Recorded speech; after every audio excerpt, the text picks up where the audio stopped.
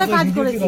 আপনি কি ওর বাড়িতে কাজ করতেন? হ্যাঁ, আমি ওর বাড়িতে কাজ করতাম। তো কি অবস্থায় ছিলেন উনি? ওরা একটু মাথার ডিফেক্ট ছিল, খেত না যেত না, ঘুরে বেড়াইতো, ইয়ে করতো। আপনি কতদিন ধরে কাজ করছেন এই আমি 2009 থেকে করছি। আচ্ছা, কি হয়েছে এখন?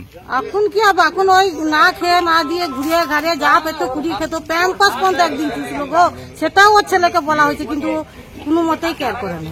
ছেলে দেখতো না? না, ও বলতাম যে ওর কি করছে যা করছে, ও আমি কি করবো, করছে তো আপনি ছেড়ে দেন, আপনি ছেড়ে দেন, এইসব কথা বলতো। ছেলে দেখতো না? দেখতো না বলতে খরচা দিত, এমনি দোকানের মধ্যে ওইখান থেকে হোটেল থেকে ভাত এনে দিতাম, ওই খরচাগুলো দিত। আমার মাইনে তো 2,500 টাকা দিত, কিন্তু ওই এমনি এসে যে চিকিৎসা ফিকিৎসা একদিনও করাইলো না, একদিনও না। আপনি অনেকদিন ধরে কাজ করছেন? হ্যাঁ, আমি 15 বছর ধরে কাজ করছি। কার দেহ উদ্ধার হয়েছে?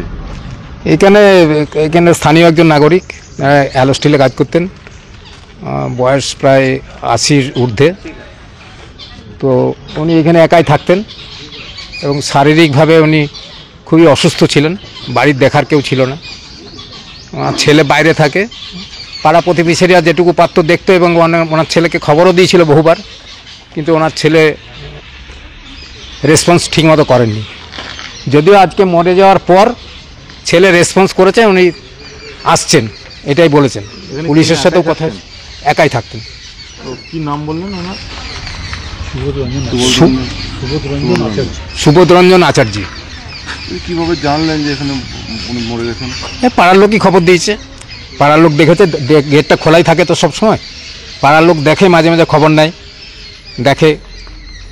সেই হিসেবে কাল অবধি সন্ধ্যা অবধি দেখেছে, তারপরে আজকে সকালে হঠাৎ দেখছে যে উনি ওখানে পড়ে আছেন ওইভাবে।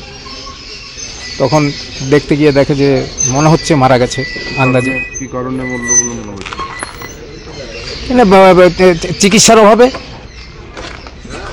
খাওয়ার দাওয়ার অভাব তো ছিল, চিকিৎসার অভাবে মানসিকভাবে উনি বিধ্বস্ত হয়ে গিয়েছিলেন একাকিত্বর জন্য। পুলিশ এসছে? হ্যাঁ, পুলিশ এসছে, পুলিশ খবর পেয়ে পুলিশ সঙ্গে সঙ্গে এসছে। আপনার নাম? পরিমল অগস্তি।